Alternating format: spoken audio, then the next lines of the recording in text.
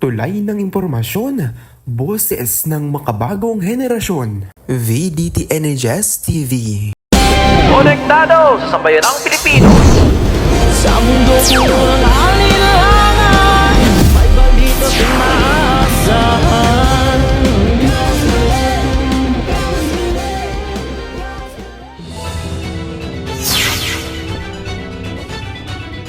Naimbag na Aldao, Vicente, ngayon ay 14 ng Hulyo taong 2026. Narito na ang mga konektadong balita sa oras na ito. Super Typhoon Lawi nanalasa sa lambak ng Cagayan. Canlaon Fire, Bulkang Canlaon sa Negros, sumabog. Sarangani niyanig ng 7.8 na lindol. At alamin kung paano maging ligtas sa kasagsagan ng lindol. Konektado sa sambayanang Pilipino. Sa mundo puno ng alinlangan, may balita kang maaasahan.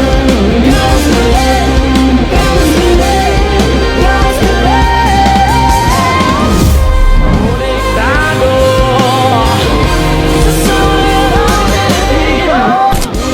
Naririnig namin kayo.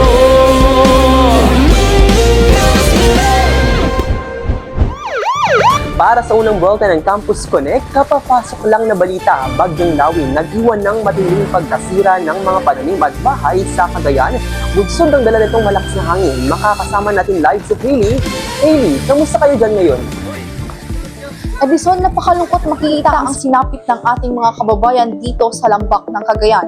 Pagkatapos sumpitin ng Super Typhoon Lawin, iniwan nitong wasak ang daang-daang mga kabahayan, partikular na ang mga gawa sa mga magagaan na materyales. Sa nakikita nyo ngayon, hindi pa rin tapos si Lawin sa paghampas ng mga lakas na hangin at paunti-unting ulan dito sa lambak. Kahit na ito ay nakalabas na ng PAR, ayon sa Pag-asa, ito ay dulot lamang ng mahabang buntot ng nasabing bagyo.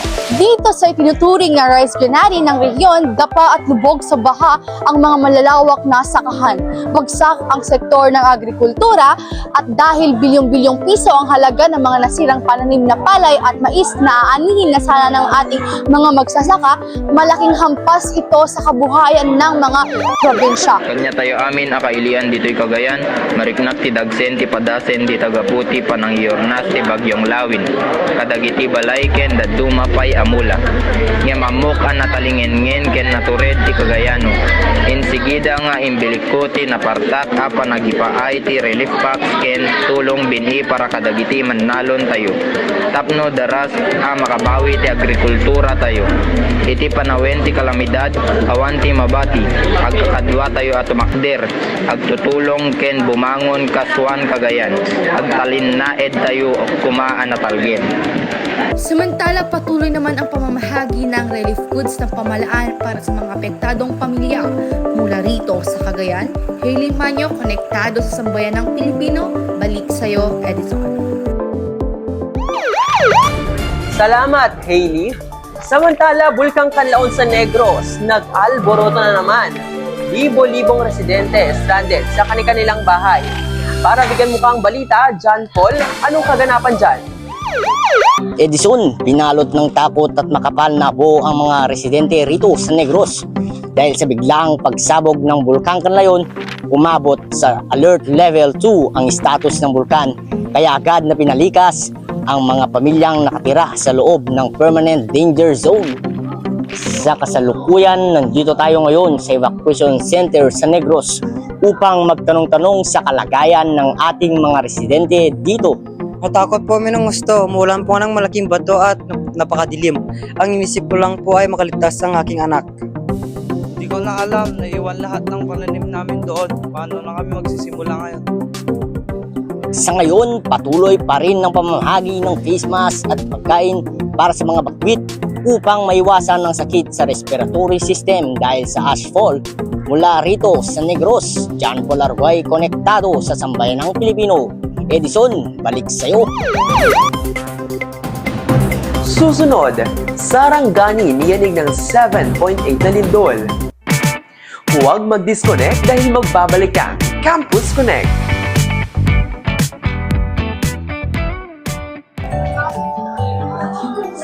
Attention netizens, kapag ang grupa ay umubyog, walang excuse me, dahil sa oras ng lindol, goodness gracious, dapat laging handa.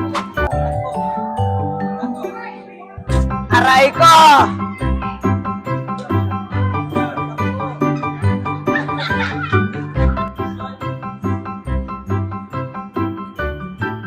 O ayan na, huwag magpanik, sundin ang tatlong gintong paraan ng kaligtasan.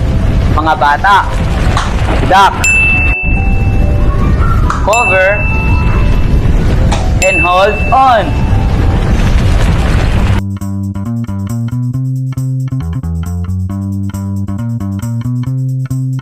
Huwag kalimutan ang iyong emergency go bag. First aid kit, flashlight, tubig at dito. Dapat laging kompleto. Tandaan ang may alam, ligtas sa kapamakan. Ligtas. Goodness gracious.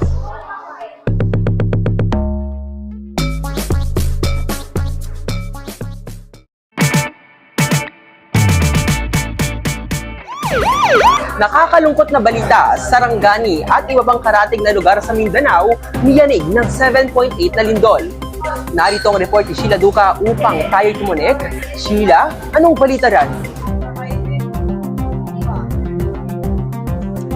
Edison, patuloy ang nararanasang takot at trauma ng ating kababayan dito sa katimugang bahagi ng Mindanao matapos yanigin ng isang napakalakas na magnitude 7.8 na lindol. Ayon sa opisyal na ulat ng DOST PHIVOLCS, ang epicenter ng lindol ay naitala sa karagatan partikular na sa layong 32 kilometers sa kanluran ng Bayan Maasim, Sarangani. Dahil sa tindi ng lakas ito, umabot sa lalim na 33 kilometers, naramdaman ang mapinsalang intensity 7 sa General Santos City na naging sanhi ng malawakang pagkasira ng mga ari-arian at pagkantala ng mga klase. Sa kasalukuyan, patuloy pa rin nakapagtatala ang mga sensor ng libo-libong matitinding aftershock matapos na pagyanig sa rehiyon.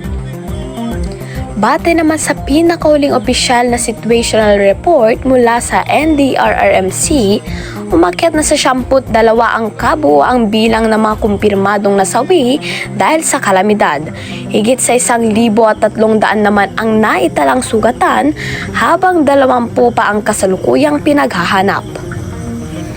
Pagdating naman sa pinsala sa mga infrastruktura, umabot na sa mahigit 113,000 na mga kabahayan ang nawasak, kung saan higit 18,000 dito ang tuluyang gumuho o totally damaged.